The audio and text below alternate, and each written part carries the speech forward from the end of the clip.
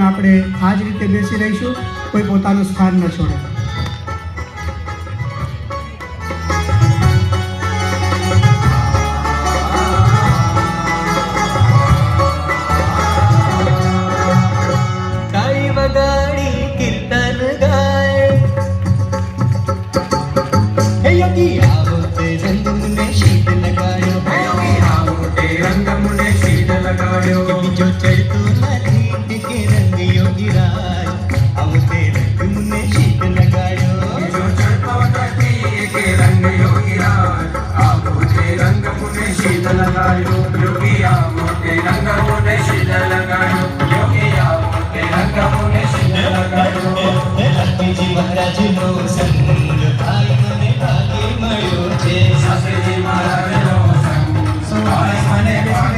હજુ સ્વામીશ્રીનો યજ્ઞશાળામાં છે.